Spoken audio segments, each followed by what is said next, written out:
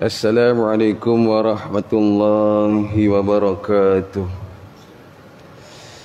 Lin-Nabiyil Karim wa ala alihi wa ashabil kiram wa ila ruhi walidina wa muallimina wa dhawil huquqi wajibati alaina ajma'in.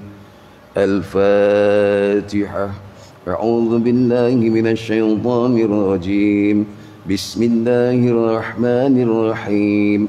Alhamdulillahi rabbil alamin. Ar-Rahmanir-Rahim. Maliki yaumiddin. Iyyaka na'budu wa iyyaka nasta'in.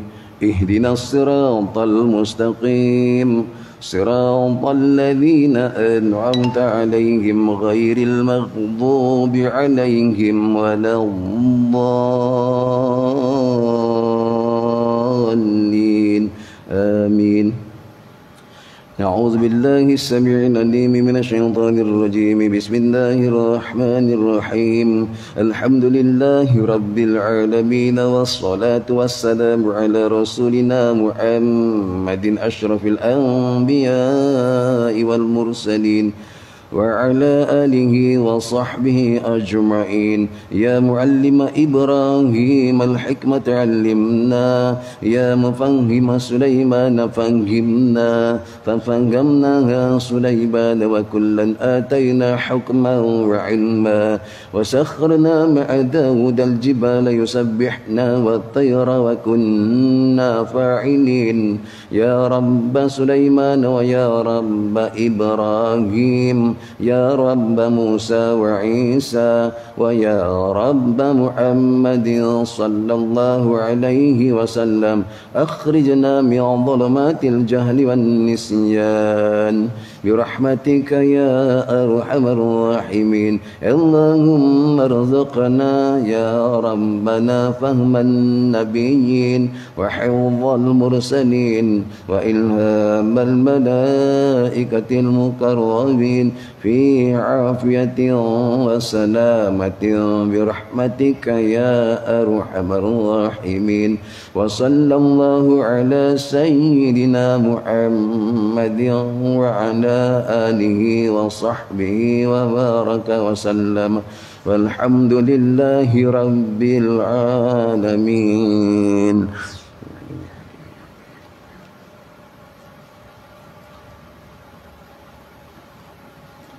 Bismillahirrahmanirrahim. Alhamdulillahi rabbil alamin.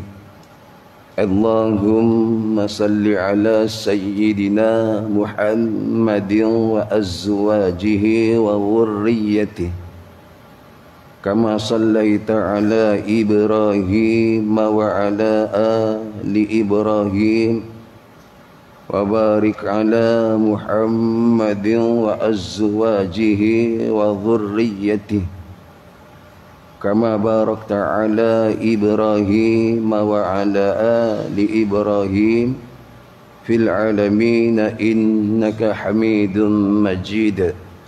Bismillahirrahmanirrahim. Alhamdulillah thumma alhamdulillah. Yang dimuliakan Tuan Pengerusi Masjid Al-Hidayah serta jawatan kuasa, yang dimuliakan tuan-tuan imam, tuan-tuan bilal, tuan-tuan haji, puan-puan hajah, para asatidzah, sidang hadirin hadirat yang dikasihi oleh Allah Subhanahu wa taala. Alhamdulillah thumma alhamdulillah.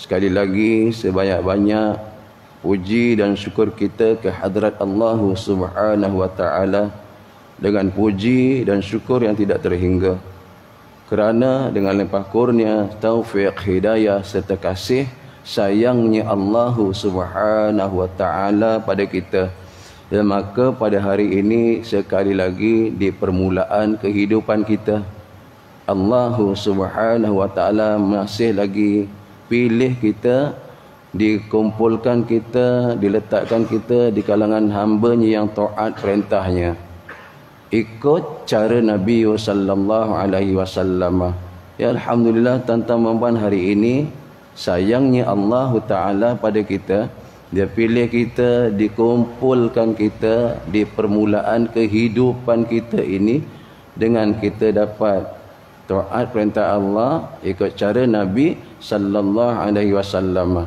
Ya, kita dapat sembahyang berjamaah itu ikut sunnah Nabi sallallahu alaihi wasallam. Tunaikan salat subuh itu tanda kita taat akan perintah Allah. Tuan-tuan sedang hadirin hadirat, ini pilihan Allah Subhanahu wa taala. Kemudian itu selepas daripada salat subuh kita dipilih lagi oleh Allah Subhanahu wa taala. Untuk apa? Mengisi ruang yang ada, ambil peluang untuk sama-sama duduk dalam majlis seketika sebelum isyraq ataupun sebelum syuruk, sebelum terbitnya matahari, sebelum sembahyang sunat isyraqnya kita duduk seketika untuk kita berbicara sedikit tentang ilmu. Mudah-mudahan ada manfaat untuk kita semua insya-Allah. Dan manfaat untuk kita bukan untuk kita sahaja, tapi insya-Allah ruh ilmu yang ada dalam masjid ini akan terus mencerap ke rumah-rumah saudara-saudara, jiran tetangga kita, supaya mereka juga terkesan akan datang. Bila dipanggil oleh Allah Subhanahu wa taala, terkesan rasa malu untuk tidak datang, rasa ringan badan untuk meninggalkan rumah masing-masing. Untuk apa? Untuk menuju ke salah satu rumah daripada rumah-rumah Allah Subhanahu wa taala. Kerana apa? Kita diberi faham, dan mudah-mudahan yang lain semua diberi faham hari ini. Amalan kita yang sedikit, namun ganjarannya dilipat ganda inilah tempatnya. Amalannya sedikit, sembahyang subuh sedikit sekali je, sedikit. Tapi amalan itu ganjarannya dilipat ganda, 27 kali ganda. Berbanding amalnya banyak, sembahyang subuh 27 kali. Tapi belum ada jaminan untuk disempurnakan sembahyang itu, untuk dapat kesempurnaan. Kan berbanding dengan buat kerja yang sedikit, tapi amalannya disempurnakan 27 kali lipat. Berbanding dengan kita buat 27 kali seorang-seorang, belum tentu kita dapat kesempurnaan dalam ibadah itu. Jadi insya-Allah mudah-mudahan Allah dengan rahmat kasih sayangnya pada kita, dia terus pilih kita lagi dan lagi. Dan tuan-tuan dalam majlis ilmu ini insya-Allah ya kita sama-samalah saksikan hari ini apa kata Nabi sallallahu alaihi wasallam daripada Anas ibn Malik, daripada Sayyidina Anas radhiyallahu anhu, qala Rasulullah sallallahu alaihi wasallam, bersabda Nabi sallallahu alaihi wasallam, inna min asyratis sa'ah, inna min asyratis sa'ah an yurfa'al ilmu. Sesungguhnya ketahuilah, ya, syarat untuk kiamat itu dah nampak. Syarat inna min asyratis sa'ah, sesungguhnya bahawa syaratnya untuk kiamat itu datang, satu, ay yurfa'al ilmu, akan diangkat ilmu daripada dunia ni. Ilmu dunia tak, bukan diangkat ilmu dunia, akan diangkat ilmu daripada dunia ni. Ilmu apa khususnya? Ilmu tentang akhirat. Ilmu tentang ini tentang akhirat akan diangkat. Orang akan menjauhkan diri semakin jauh daripada majlis-majlis ilmu. Orang semakin tak berapa suka nak duduk dalam majlis ilmu, tak berapa suka nak mengaji ilmu, tak berapa suka. Nantilah akan datang syarat saah yang pertama, syaratnya kiamat akan datang apabila diangkatnya akan ilmu itu. Orang-orang alim Allah ambil, tak akan ada pengganti lagi si alim. Orang-orang yang alim akan Allah ambil satu demi satu, tak ada pengganti, pelapis tak ada. Berapa ramai ulama-ulama besar kita Allah ambil di musim Covid, dahsyat hari itu, tak ada ganti lagi tu. Dan mereka yang diambil oleh Allah Ta'ala sangat-sangat bersyukur. Kerana apa? Ini ujian sikit je, tak jumpa dia ujian turunnya fitnah yang sangat besar lepas ni. Apa dia? Fitnahnya Dajjal. Dia bersyukur Allah ambil. Dan siapa pengganti? Tak jumpa lagi dah. Kira je lah, jadi kat mana-mana lah pengganti dia, tak ada lagi. Ini tanda ilmu akan diambil oleh Allah. Kalau ada orang yang nak datang nak cari ilmu, tak ada yang nak sampaikan. Kalau ada yang nak sampaikan, tak ada yang nak dengar. Akan datang berlaku macam itu, ya. Itu tanda kiamat dekat lah tu. Dan yang kedua, wa yathbutal jahil. Apa wa yathbutal jahilu, iaitu kejahilan akan berluasa. Itu yathbuta, ya thabata. Akan jumpa nanti, iaitu apa dia? Orang-orang jahil pula akan berluasa, kejahilan, kebodohan. Dunia tak, dunia handal. Dunia handal, akhirat jadi jahil.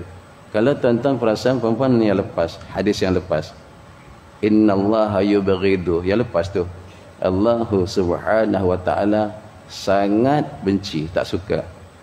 Innallaha ta'ala yubghidu, Allah ta'ala sangat tak suka. Kalau ada nota terlepas tu, orang yang apa, orang yang banyak makan, kan ada lepas kan, orang yang tidur pada waktu malam, tidur panjang, pada siang kerja terus. Yang kelima tu apa yang Allah benci? Orang yang alim bi amri dunia, orang yang pandai atas urusan dunia, tapi dia jahil bi amril akhirah. Orang ni bodoh, tak pandai tentang akhirat. Tuan-tuan, kita bukan tak pandai, kita nak tambah je. Kita nak raikan majlis ni, majlis pengampunan Allah Subhanahu wa taala. Kalau di sini nanti akan bangkit siapa dia? Wa yathbutul jahli, akan bangkitlah kejahilan. Esok kita akan lihat. Bukan dunia, kejahilan akhirat. Ada orang tak tahu hukum sembahyang tu wajib, tak sembahyang pun. Kita akan jumpa nantilah. Mungkin kita belum jumpa. Ada orang tak tahu hukum puasa Ramadan tu wajib. Ada orang tak tahu kan? Ada yang tak tahu. Subhanallah. Ada orang tak tahu esok hukum menutup aurah tu wajib. Ada dan akan datang nantilah. Kalau sekarang kita belum nampak, itu yathbutul jahlul itu. Makna kejahilan tu tentang akhirat tak ada. Sedangkan kita tahu orang yang pandai tentang dunia, tak pandai tentang akhirat, golongan ini apa dia? Yubghidullah, Allah benci pada golongan yang tersebut.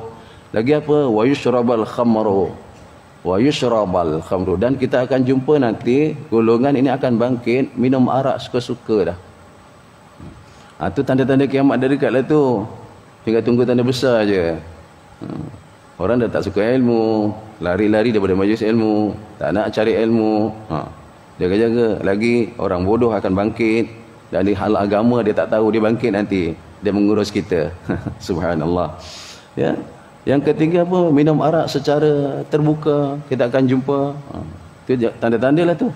Sebab itu disebut inna min asyratis sa'ah, sesungguhnya inilah syarat-syarat kiamat as-sa'ah, hari-harinya kehancuran dunia.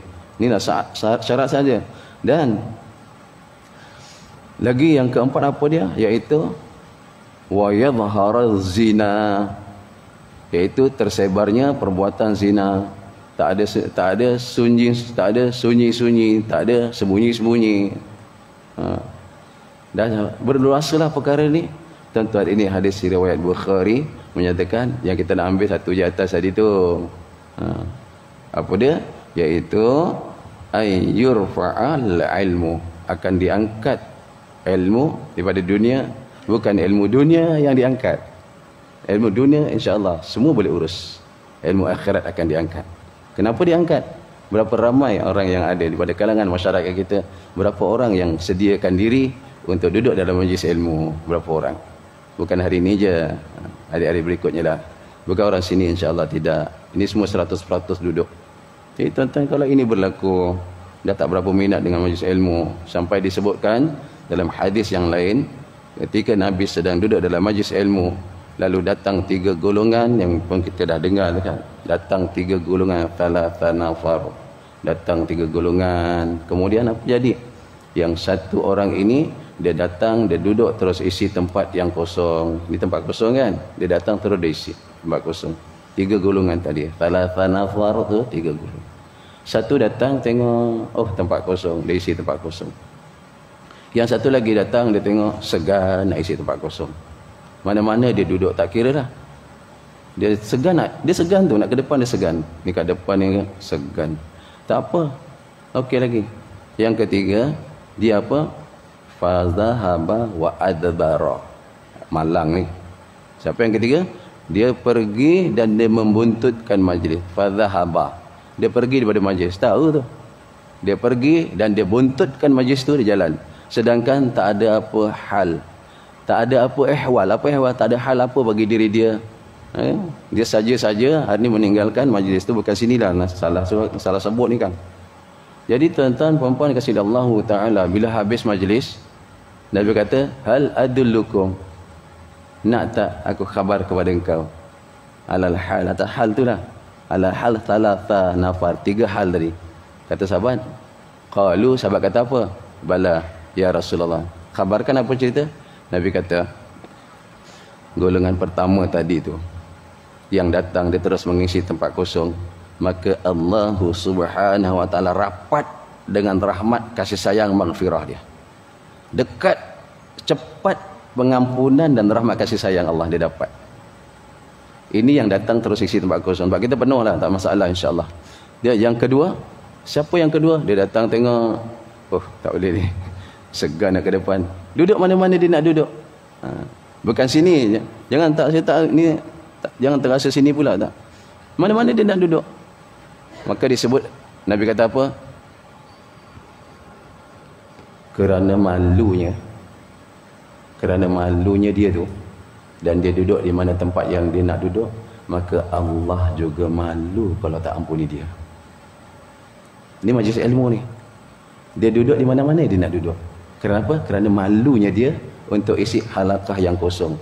Nabi kata apa? Allah malu kalau tak ampuni dia. Subhanallah. Tak kira lah. Jadi yang satu tadi, dia dekat tu, Allah dekatkan rahmat kasih sayang dengan orang tu. Yang kedua, dia malu nak dekat, Allah malu kalau tak ampuni dia. Allah malu kalau tak beri rahmat kasih sayang pada dia. Yang ketiga, jadi dua-dua dapat. Jadi dua-dua suasana ni, suasana yang sangat beruntung. Siapa kata tak untung? Datang je kan. Yang ketiga, orang ni zahabah, dia pergi fa'adbara, dia membelakangkan majlis tanpa sebab.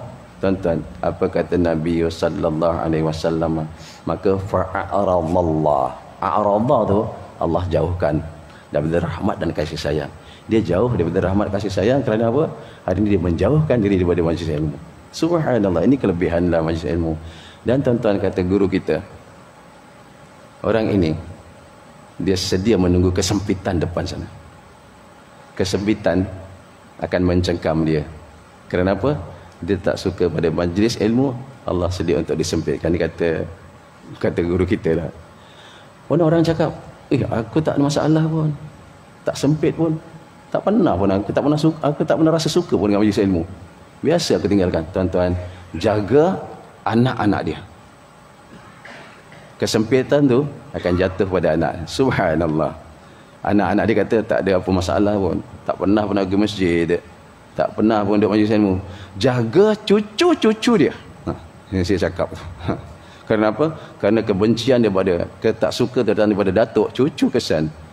Tak suka daripada abah, anak terkesan. Subhanallah. Tuan-tuan, syukur hari ini Allah Ta'ala terus pilih kita. Walaupun satu ayat kita dapat, Allah terus pilih kita. Allah tapis kita lagi. Daripada rumah ditapis, sangkut kita sampai masjid, sembahyang berjamaah. Lepas sembahyang berjamaah ditapis lagi, duduk seketika, walaupun 5 minit, walaupun 10 minit, ambil kesempatan kita. Lepas itu kita istighfar banyak-banyak, kita keluar, tak mengapa. Allahumma salli ala Muhammad. Tuan-tuan kasih di Allah Subhanahu wa ta'ala, dalam masalah berjamaah, ya, yang kita dah lama kan dengan berjamaah ni. Jadi disebut, kalau kita sedikit lah hari ini kita akan masuk solat bersama jamaah yang ramai, afdal dari jamaah yang sedikit, kecuali kalau ada perkara ini. Kalau tak ada perkara ini, sembahyanglah di mana tempat jamaah yang ramai. Kalau ada perkara yang kita nak bincangkan ni, maka tak apalah, tinggalkan jamaah yang ramai, sembahyang di jamaah yang sedikit. Bukan tak berjamaah, pergi di tempat berjamaah yang sedikit. Sebelum itu, tuan-tuan kasih di Allah Subhanahu wa ta'ala, mungkin hari ini kita terasa lagi apa kalam saya yang lepas. Saya tak boleh pergi ke masjid. Kerana apa? Bila saya sampai ke masjid dan saya sembahyang, tak akan datang khusyuk bagi saya. Kita kata begitu.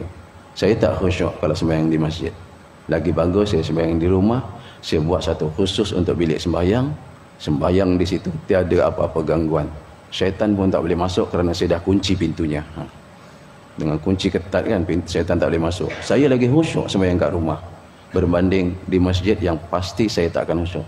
Pendapat yang terpilih, walaupun tuan-tuan puan-puan khusyuk sembahyang di rumah, adalah lagi afdal sembahyang di masjid walaupun tidak khusyuk.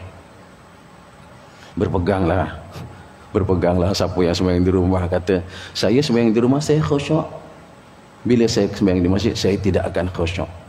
Jadi mana nak buat pilihan, gunakan ilmu yang ada. Kita buat satu pilihan muktamad, sembahyanglah di masjid secara berjamaah walaupun tidak khusyuk. Kerana apa? Kerana kesempurnaan sembahyang adalah dalam berjamaah. Kesempurnaan sembahyang adalah dalam berjamaah. Nak apa lagi? Tak dijanjikan sempurna bagi kita yang sembahyang seorang-seorang. Kerana apa? Orang yang sembahyang seorang diri, kemudian dia khusyuk penuh, Allah akan bagi dia ganjaran satu pahala penuh. Sembahyang seorang, dia khusyuk penuh, tiada gangguan apa-apa, tiada ingat sana, tiada gangguan ingatan ke sana kemari, maka dia dapat satu penuh ganjaran dia, berbanding dengan orang yang sembahyang berjamaah walaupun dia tidak khusyuk, lagi pula di tempat yang penuh dengan barakah. Namanya masjid, tempat yang Allah sangat suka.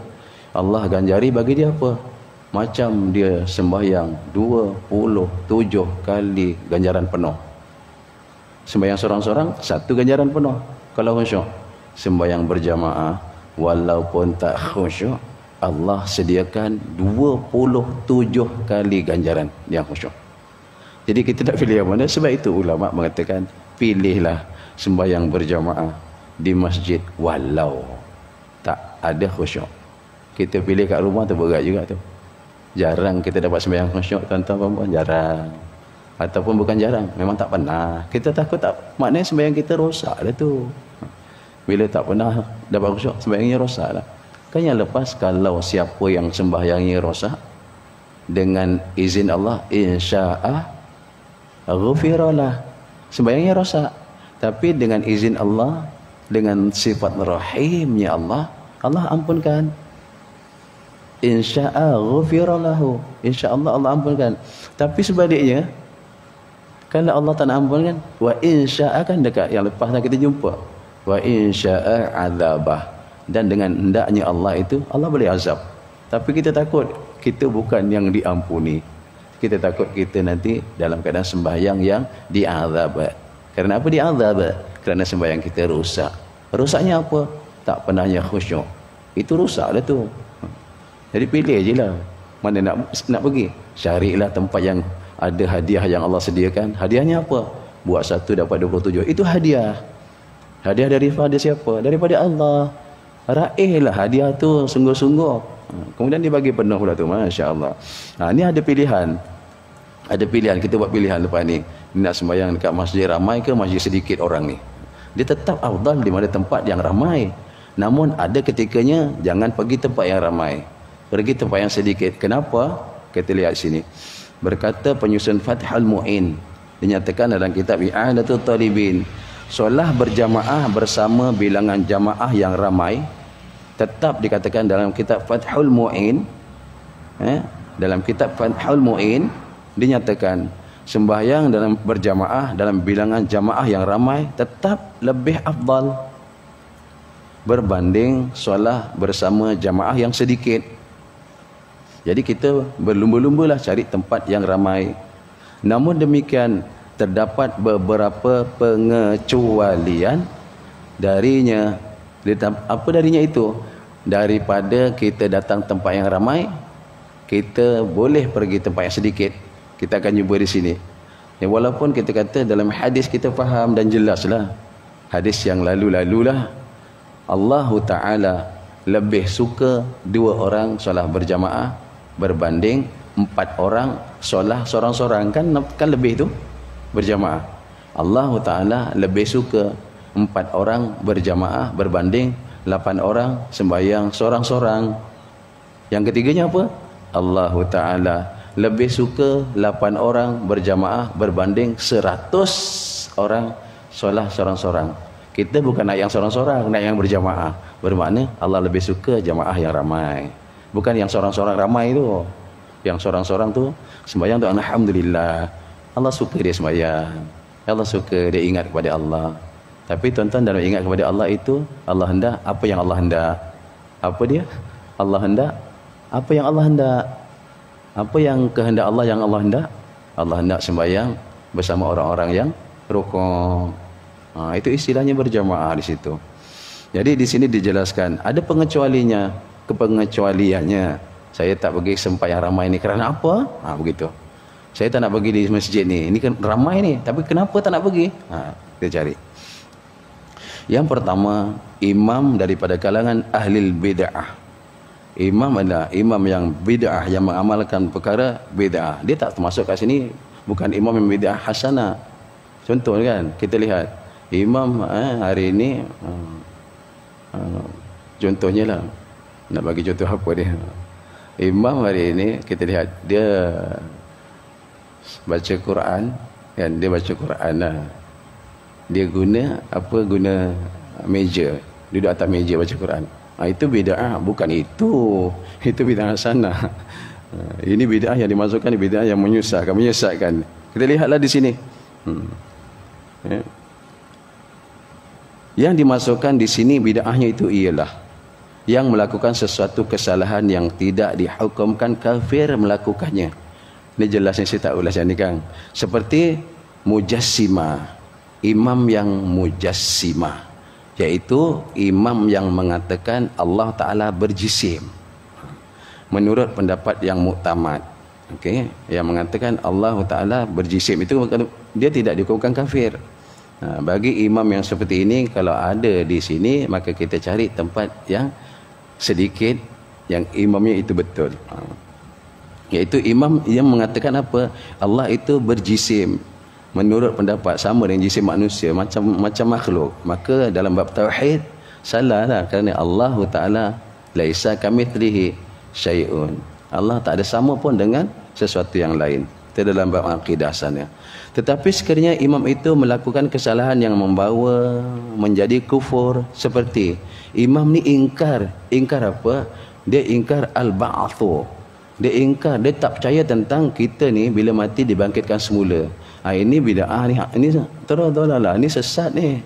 Takkan ada imam tak percaya orang mati dihidupkan semula, dibangkitkan semula? Takkan tak percaya. Memang kita semua kena yakin dan percaya kita akan dihidupkan semula. Kita dulu hidup lama di alam roh, kemudian hidup sekejap di alam rahim. Kita yang ada ni, yang ada sekarang ni, diberi peluang oleh Allah. Kemudian hidup lama di alam dunia. Kemudian kita mati sekejap ya. Mati tu sekejap ya. Kemudian kita hidup di alam barzah lama, entah berapa puluh ribu tahun dah. Nak terus menyambung kehidupan di alam kiamat, di alam kebangkitan. Nak sambung kehidupan di alam mahsyar. Nak terus hidup di alam mizan. Itu semua masa-masa yang sangat panjang. Jadi yakinlah hari ini, kita semua, siapa kata tak yakin mati? Depan mata kita nampak orang mati, aku pun akan mati. Cuma hari ini tak berapa suka nak cari bekalan untuk persiapan masa itu. Tak, kita nak balik kepada sini. Ya, imam yang ingkar pada al-ba'thu, alif lam ba ain tha. Apa? Hari kebangkitan, dia tak percaya dia bangkitkan semula. Dah mati-matilah benda nak bangkit lagi. Ini kalau ada imam yang begini, dia jadi imam, maka adalah lagi elok. Kita jangan bersama berimam yang ini. Tetapi sekiranya imam itu melakukan kesalahan yang membawa kepada kufur, seperti mengingkari al-ba'thu, yakni bangkit semula, ataupun al-hasyru lil ajsami, iaitu perhimpunan di padang mahsyar dengan jisim bukan dengan roh, maka solah berjamaah di belakang mereka adalah tidak sah. Jadi jadi kita kena carilah jemaah yang sedikit. Kalau ada jemaah imam yang begitu, tak percaya hari kebangkitan, tak percaya hari mahsyar, kita ambil tempat lain. Sini tidak, insya-Allah. Yang kedua, imam daripada kalangan Rabi'ah, Syiah dan Zaidiyah, yang insya-Allah ni tak ni setakat kita ambil ilmu saja ya, tak berlaku di tempat kita. Al-Qaradi berkata Rafidhah, Syiah dan Zaidiyah itu hampir sama aja kedudukannya. Kita kata ni golongan Syiah lah, kita kata sebut. Ni live ni. Dalam kitab Muwaqif, ada nama kitab tentang kita nak pilih ni sembahyang berjamaah macam mana ni kan. Tempat ramai ke tempat sedikit. Dalam kitab yang disebut Al-Muwaqif dikatakan Syiah itu ada 22 pecahan yang saling kafir mengkafir antara mereka 22 tu. Itu golongan dia lah. Antara dia itu ada kafir mengkafirkan. Kalau ini jadi imam, jangan ikut. Walaupun siapa kita tahu pegangannya begitu, maka hindarkanlah daripada ikut kumpulan ini. Okey. Asal usul mereka yang daripada 22 itu muka surat 52. Ada 3 iaitu golongan ghala. Apa yang disebut ghala tu? Terbahagi 18. Ambil tahu je lah gitu. Dan satu golongan lagi daripada 22 tu ada pecahan 3 yang kuat lah, yang tinggi dia. Yang satu ghala, itu ghalatun, ghin lam alif ta marbutah. Situ saja terbagi 18. Dan lagi satu 22 tadi, minta maaf. Dan satu lagi apa dia, iaitu imamiyah, terbagi kepada 3. Dan satu lagi Zaidiyah ni satu. Okey, kita bawa dari satu. Jadi jumlah tadi di muka surat 51 22, 18 tambah 3 jadi 21 tambah 1 jadi 22. Dia dengan dia ni pun mengkafirkan antara dia. Dia dengan dia pun saling kafir mengkafirkan. Jadi tuan-tuan, kalau ini jadi imam kepada kita, maka tak perlu ikut, kerana tidak sah ikut imam seperti ini. Selesai. Okey. Yang dinisbahkan kepada Zaid bin Ali Zainul Abidin bin Al-Hasan. Habis. Kita masuk yang ketiga lah. Imam daripada kalangan orang yang fasik, walaupun jamaahnya ramai tapi imamnya fasik, maka jangan ikut sembahyang berjamaah di situ. Cari jamaah yang sedikit tapi imamnya betul.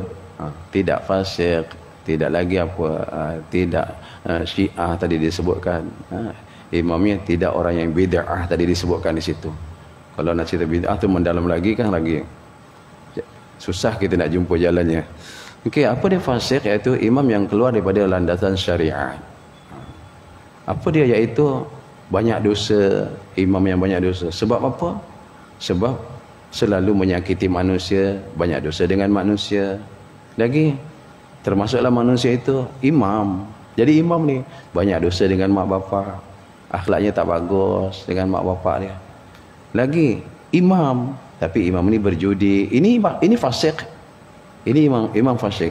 Kenapa fasik? Dia keluar daripada landasan syariat. Ini fasik. Termasuklah tadi apa tadi? Dosa kepada Allah. Apa dia? Imam, tapi ada kalanya tinggalkan sembahyang. Imam, tapi kita tengok imam tak menutup aurat, naik motor pergi kedai contohnya. Sini tidak, sini semua tak menutup aurat, pakai seluar pendek contohlah. Jadi ini fasik. Dosa tu dengan Allah tu. Imam dengan ibu bapa tak bagus hubungannya. Ini fasik imam tu. Kalau tahu, jangan ikut dia. Sebab tak berapa seronok lah. Ada kesan dalam ibadah kita. Lagi imam yang na'udzubillah daripada golongan orang yang imam yang berzina. Okay. Lagi tak percayakan hukum Allah. Nah, jangan diikut, terus rosak terus imannya. Dan akhir disebut ni dalam ulasan tu, imam yang hari ni suka-suka nak sembahyang. Tuan-tuan, suka-suka nak sembahyang. Saya tak masukkan imam yang suka-suka nak tinggalkan solat berjamaah. Dia nak datang, dia datang. Dia tak nak datang, sudah. Itu kerana apa? Tak tertulis dalam syarah sebagai fasik. Ini boleh ikut. Jangan imam ni zuhur dia datang, asar, maghrib, isyak, subuh dekat rumah. Tak naklah ni fasik ni. Tak begitu. Boleh ikut juga. Jadi kalau ada tertibnya begitu, imam yang fasik, maka ini kita pergi. Carilah tempat yang jemaahnya walaupun sedikit. Dekat masjid sana tu ada surau kecil, baru tadi perasan. Sebelum sampai naik gembul baik besar, ada surau kat sini dekat dia. Maka kalau sini ada 1000 orang, tapi imamnya kelakunya macam itu, kita cari di sana walaupun 2 orang. Kita jadi orang yang ketiga, tak apa, lagi afdal. Walaupun dalam hadis cari jemaah yang ramai tadi kan. Tapi di sini kalau imamnya begitu sifatnya, tak sini tidak, na'udzubillah kan. Saya sebut aja tu. Cari walaupun tengok ada surau kecil ya. Tengok jemaah lah 2 orang ya. Siapa dia tu? Imam dengan Bilal. Tak apa, kita tumpang situ. Lagi bagus kerana imamnya imam yang bagus. Imam dari kalangan orang yang fasik. Imam daripada kalangan orang yang fasik, walaupun hanya ditohmah ataupun dituduh. Imam ni tuan-tuan, kesian. Ada orang nampak dia, aku nampak imam ni selalu dekat warung ni, dia makan ni. Pakai seluar pendek dia datang. Contohlah. Orang tohmah dia, orang tuduh dia. Dalam keadaan tertuduh begitu pun, kita hindarkan dulu. Maknanya, tak ikut dia pun tak apa. Walaupun dia hanya imam yang tertuduh. Na'udzubillah, kesian Pak Imam ni, apalah dituduhnya begitu. Jahat betul yang tuduh. Ini kerana tiada bezanya antara orang yang fasik sebenar dengan orang yang dituduh fasik. Bila dituduh, kenapa dituduh? Tentu orang ada nampak. Kalau tak, takkan dia cakap, anggap begitu. Kenapa orang yang baru dituduh? Aku nampak dia kat sini. Dah di pasar malam, bawa minah orang. Contohlah, dituduh pun. Walaupun dia dituduh, hati kata tak tu. Dalam keadaan dituduh tu, sama juga. Kenapa orang tuduh? Kerana mungkin sangkanya memang betul dia bawa. Macam itulah. Jadi di sini tuan-tuan, tak adalah berlaku di tempat kita. Ini sekadar untuk apa? Untuk kita tahu aja. Yang penting kita solat berjamaah je lah, begitu. Solat dengan jamaah yang bilangan sedikit atau bersendirian lebih afdal daripada ikut orang tu. Daripada ikut mereka, iaitu lebih afdal berbanding solat yang berimamkan tiga golongan atas tu. Apa tiga golongan tadi? Yang pertama disebut golongan bid'ah. Baik jangan ikut, baik sembahyang seorang. Yang kedua, golongan Syiah. Baik kita sembahyang seorang. Yang ketiga, golongan fasik. Ini boleh sembahyang sendiri, dan sebutlah tu, boleh sembahyang sendiri. Dan kalau kita nak berjemaah, cari jemaah yang ada walaupun sedikit. Tinggalkan ini golongan, kerana tak ada manfaat ni. Mereka ni rosak. Begitulah yang dikatakan oleh Syekh, iaitu Imam Ibn Hajar Al-Haytami, mengikut pandangan Syekh beliau, iaitu Syekhul Islam Syekh Zakaria Al-Ansari rahimahumullahu ta'ala, mengatakan jangan ikut ini golongan.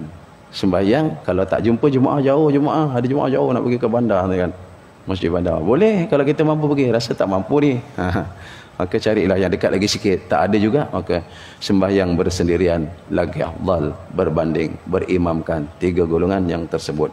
Berikutnya, imam tidak berkeyakinan wajib sebahagian rukun atau syarat sah solat. Ada imam tetapi tak yakin rukun sembahyang yang 13, dia tak yakin ni rukun ke ini rukun ke ni sunat ni. Antara rukun dengan sunat hayat, mana satu ni? Antara rukun dengan sunat ab'ad, mana satu ni? Dia tak yakin. Ini tahiyat awal ni rukun ke sunat ab'ad ni? Tak yakin. Ini doa qunut ni rukun ke sunat ab'ad ni? Tak yakin. Dalam keadaan tak yakin itu, bermakna hari ini tiada ilmu dari segi sembahyang itu, kerana tak yakin. Tahiyatul awal, dia kata tahiyatul awal ni rukun ni, rukun ni. Sedang tahiyatul awal sunat ab'ad, dia pun ragu. Jadi imam yang begitu, dibolehkan kita pergi cari masjid ataupun surau yang imam sedikit, tapi dia yakin tentang rukun sembahyang. Ya, jelaslah insya-Allah kan. Rukun sembahyang kan ada berapa tu? Ada 13 kan? 1 letaknya dalam hati, 5 dilafaz dengan mulut, 6 dikerjakan dengan anggota, 1 daripada penyusunan dia, tertibnya kan. Kan rukun sembahyang tu ada 13. 1 dikerjakan dengan hati, namanya niat. Yang 5 dikerjakan dengan mulut, namanya bacaan, mesti dibaca. 6 dikerjakan dengan anggota, namanya perbuatan. 1 lagi, dan 1 yang bawah sana, 1, 5, 6, 1. Kita kira dah tu, ada 13 tak? Yang 1 menyusunkan setiap 1 kepada 1 kepada 1. Niat. Lepas tu apa? Berdiri betul. Kemudian takbiratul ihram. Begitulah. Kenapa niat letak di awal? Kenapa tak berdiri letak di awal? Contohnya, kerana apa tuan-tuan, hari ini pada pendapat yang lain, niat itu tidak termasuk rukun. Niat itu masuk syarat sahnya. Ada yang niat dalam perjalanan dah niat, ikut mazhab lainnya. Kita tidak. Kita niat dalam masa diri di takbiratul ihram. Niat dalam masa diri di takbiratul ihram. Itu kita lah. Jadi susunan begitu. Lepas tu baca Fatihah, tu bacaan pula. Dan seterusnya lah tuan yang kita pun dah hafaz. Hari ini kalau imam ragu-ragu yang wajib dikata sunat, maka tak sah. Kalau dia ragu-ragu yang sunat dikata wajib, sembahyang yang sah. Dia tak terbezakan kan? Dia tak terbeza. Tapi di pulun dia semua wajib. Semua jadi rukun. Apa dia? Contohnya sunat ab'ad. Sunat ab'ad ni, jaga-jaga kat situ kan. Duduk tahiyatul awal. Ini rukun ke bukan? Kalau dia kata rukun, sembahyang sah. Tapi duduk tahiyatul akhir. Ini rukun ke sunat? Kalau dia kata sunat, ni sembahyang batal. Wajib dikata sunat, maka sembahyang jadi batal. Sunat dikata wajib, sembahyang sah. Kalau imam pulun, ni apa semua wajib. Sedangkan sunat ab'ad, baca tahiyat awal dikata wajib. Salawat atas Nabi dalam tahiyat awal dikata wajib, maka tak apa. Sembahyang sah. Namun kita kena cari imam yang sempurna, yang boleh beza antara rukun dengan sunat-sunat dalam sembahyang. Itu dalam kitab kita dah. Imam tidak berkepercayaan wajib sebahagian daripada rukun-rukun dan syarat-syaratnya. Apa dia? Iaitu syaratnya. Syarat sembahyang mesti satu, Islam kan. Kalau tak Islam buat apa sembahyang? Nak sembahyang apa kan? Itu syarat. Imam pun tak tahu. Rupanya Islam tu syarat sembahyangnya, syarat kena sembahyang, syarat sahnya. Yang kedua mesti baligh. Syarat sah sembahyang lah, syarat sah. Syarat wajib sembahyang, syarat dia tu kena sembahyang. Maka dia dah baligh. Kalau belum baligh nak sembahyang silakan. Kalau tak Islam memang tak sembahyang lah. Berikutnya lagi suci daripada hadas. Maka sampai hari ini tuan-tuan, contohlah, saya pun tadi dapat teguran juga pas sembahyang sunat tadi. Terima kasihlah yang tegur ni. Memang kadang-kadang ragu-ragu tu saya ni. Saya bahaya sikit jadi imam. Sebab itu alhamdulillah sini tak bagi jadi imam pun syukur. Kalau saya jadi imam, nanti orang belakang saya ragu-ragu. Kalau saya pakai stokin tak ragu-ragu. Boleh saya tak pakai stokin. Sebab di kaki kiri saya ni, di sebelah bawah ibu jari ni rahsia ni kalau nak kenal saya. Kalau saya tak ada besok cari kakinya jumpa tu kaki saya tau. Kaki kiri ni. Kaki kiri ke kanan? Pun lupa. Kiri ya? Tengok balik. Oh, kaki kiri betul. Dah lupa dah kaki sendiri. Dia ada istimewa sikit lah. Ada tai lalat sebesar kuku ni. Sebesar kuku kecil ni. Sama besar. Itu siapa sembahyang belakang saya, dia ragu-ragu, ini tak sah ke sah. Kalau dia terus sembahyang dengan saya, sembahyang dia batal. Itu bagus saya tak kat depan. Saya kat depan. Di kaki saya tu, kalau saya sujud memang nampak. Dia cecak Lebih kurang saiz dia. Subhanallah. Lebih kurang Entah, memang dah berapa puluh orang lah menegur saya. Berapa puluh orang Siapa sembahyang belakang saya, dia ragu-ragu. Dia yang ragu. Ini tak sah ke sah? Ini tai cecak ke apa ni? Orang ini kalau dia tak mufarakah, sembahyang dia batal. Kerana dia ragu. Orang lain tak masalah. Itu dalam masalah ragu-ragu. Najis tak najis.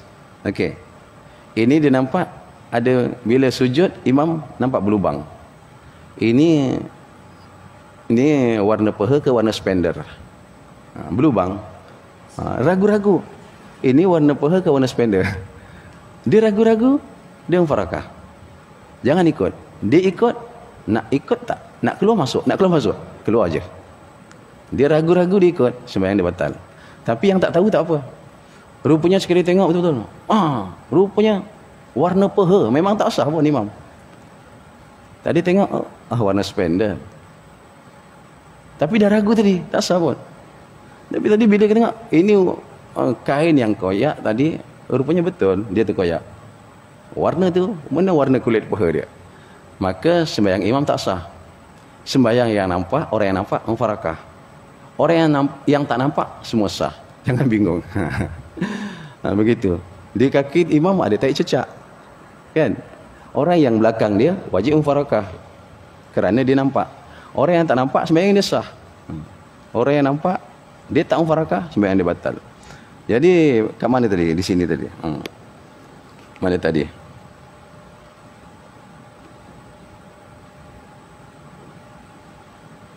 Ini kerana ia melakukan perkara yang dengan niat melakukan perkara sunat. Okey.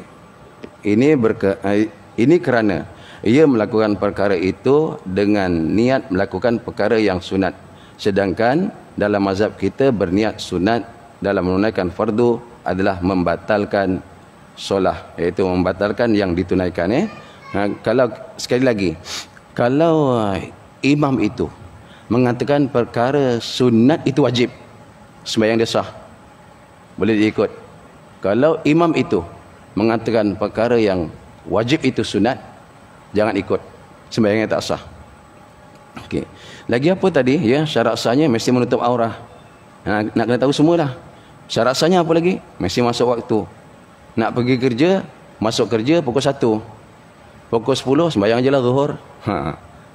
Imam kata boleh sembahyang zuhur waktu pukul 10 boleh. Kerana apa? Kerana darurah. Weh, tak boleh. Ini jangan ikut. Cepat sembahyang terlalu awal, jarang. Kita jarang sembahyang terlalu awal, tapi ramai yang sembahyang terlalu akhir. Sembahyang awal jarang, tapi terlalu akhir ramai. Sedangkan dalam hukum membahagikan waktu, contoh, waktu asar, waktu zuhur. Dalam waktu tu ada pecahan waktu lagi. Dalam waktu tu ada pecahan waktu, banyak waktu. Saya cuba ambil 1, 2, 3. Kita cuba ambil 5 je lah. Kita cuba ambil 5 saja. Dalam waktu zuhur ada 5 waktu dalam waktu zuhur. Bukan sembahyang yang 5 waktu tak. Dalam zuhur tu ada 1. Waktu apa namanya? Waktu fadilat. Kan? Waktu fadilat. Fadha ya lam tak marbutah. Fadilah. Waktu fadilat. Waktu inilah waktu yang sangat-sangat disukai oleh Allah. Sangat disukai oleh junjungan besar Nabi sallallahu alaihi wasallam dan para sahabat radhiyallahu anhum. Kerana dia ambil waktu awal, waktu fadilat. Apa dia waktu fadilat? Mari kita sama-sama kira. Waktu fadilat berapa minit? Masuk waktu. Ni waktu ni. Waktu fadilat bermula daripada kita wuduk. Okey, berapa minit kan? Lepas wuduk kita azan berapa minit? Mungkin saya pernah sebut tu. Lepas azan kita sembahyang sunat, tuan punya waktu berapa minit? Lepas sembahyang sunat tu, tuan punya waktu tu, kita sembahyang waktu berapa minit? Lepas sembahyang waktu, kita duduk bertasbih seketika, bertahlil, bertahmid berapa minit? Kemudian itu kita sembahyang sunat ba'diyah tuan punya waktu. Cuba kira berapa minit. Maka di saat itu, masa yang seada tu, itulah waktu fadilat. Waktu itu tentu ganjarannya lebih daripada waktu yang kedua nanti. Tentu lebih punya. Sebab waktu fadilat, waktu yang sangat-sangat afdal. Jadi kalau terlebih mungkin kita kata 25 minit. Okey. Lepas daripada 25 minit kita sembahyang waktu zuhur, itu namanya waktu ikhtiar. Apa dia waktu ikhtiar? Waktu kita nak pilih. Saya nak sembahyang pukul 4 pun boleh zuhur. Saya nak sembahyang pukul 3 pun boleh. Ikhtiar. Masanya panjang kan? Itu waktu ikhtiar. Kita ambil waktu fadilat ke waktu ikhtiar. Itu case tadilah tu sembahyang. Nak cepat, belum masuk waktu dah sembahyang. Jarang kita jumpa. Biasanya orang terlajak waktu hujung. Dia sembahyang waktu pertama dan waktu masuk waktu kedua. Itu ikhtiar yang ketiga. Ini kita tutup. Yang ketiga apa dia? Waktu uzur. Waktu uzur. Waktu uzur apa? Saya tak nak sembahyang maghrib. Saya uzur. Saya punya suka dah. Tak nak sembahyang maghrib. Saya tak nak sembahyang isyak. Saya uzur. Saya punya suka. Kita katakan. Saya tak nak sembahyang zuhur. Kenapa tak nak sembahyang zuhur? Saya uzur. Saya tak nak sembahyang asar. Saya uzur. Bukan itu maksudnya. Waktu uzur ni, iaitu saya tak nak sembahyang zuhur. Kenapa tak nak sembahyang? Saya dah niat jamak takhir. Itu uzur. Kerana kita musafir. Waktu uzur kita bawa akhir. Saya tak nak sembahyang waktu isyak. Kenapa tak nak sembahyang waktu isyak? Saya jamak takdim, ambil isyak waktu maghrib. Itu waktu uzur. Selesai, tak ada masalah yang tu. Okey, yang ketiga. Pernah kita jumpa tak? Namanya waktu makruh. Apa dia waktu makruh?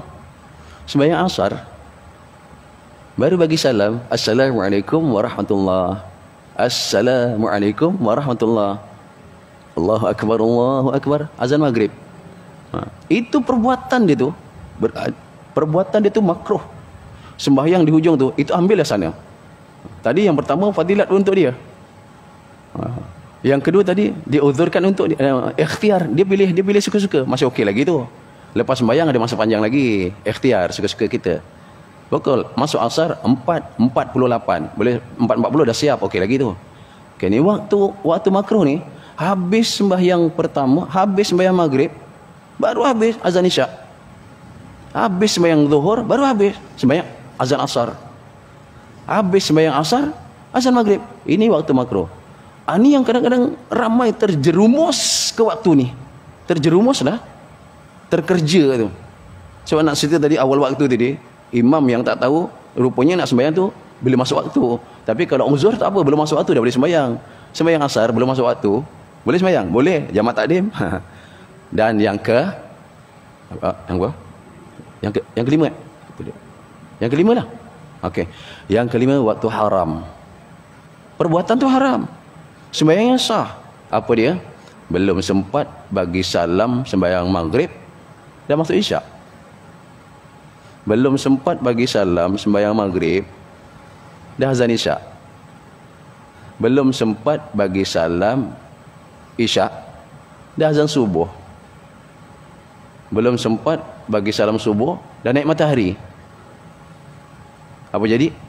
Belum sempat bagi salam sembahyang zuhur, dah azan asar. Jaga-jaga ya. Itu yang kelima. Itu waktu haram. Perbuatan dia mengerjakan sembahyang itu, sembahyangnya sah, tapi perbuatan di waktu itu haram hukumnya. Allah tak suka tak? Naik atas. Perbuatan sembahyangnya sah, tapi perbuatan dia mengerjakan di waktu itu makruh. Yang ketiga, uzur. Perbuatan tu sah dan dia diharuskan untuk jamak takhir dan jamak takdim. Yang kedua, buat pilihan. Ini memang biasa. Yang kedua ni biasa sangat. Tak luar biasa yang ketiga ni, yang kedua ni. Tapi yang luar biasa dalam kehidupan kita, yang pertama. Ini luar biasa. Jarang orang nak sambut untuk sembahyang awal waktu. Khususnya orang yang ini sibuk dengan kerja. Tuan-tuan, orang yang rajin berjamaah, datang ke masjid bila dipanggil oleh Allah, orang ini sentiasa dapat waktu fadilat. Walaupun nanti kuliah isyak habisnya pukul 9, masuk isyak 8.31, tapi solat isyak pukul 9, bermakna dah berlalu 29 minit. Kita kata dah habis waktu fadilat. Tidak. Kerana ada majlis, dia tetap berada di waktu fadilat. Mudah-mudahan Allah Ta'ala terima kita, insya-Allah. Ya, akan datang kita naik yang keempat, Tuan Haji. Yang keempat. Dah kita yang kelima terus. Yang kelima ya, di muka surat 53. Jadi mudah-mudahan perbincangan kita yang sedikit, yang kita semua dah tahu dah, bukan apa. Semua segera ulang kaji. Dan mudah-mudahan ada manfaat dalam ulang kaji kita ni, ada manfaat untuk kita.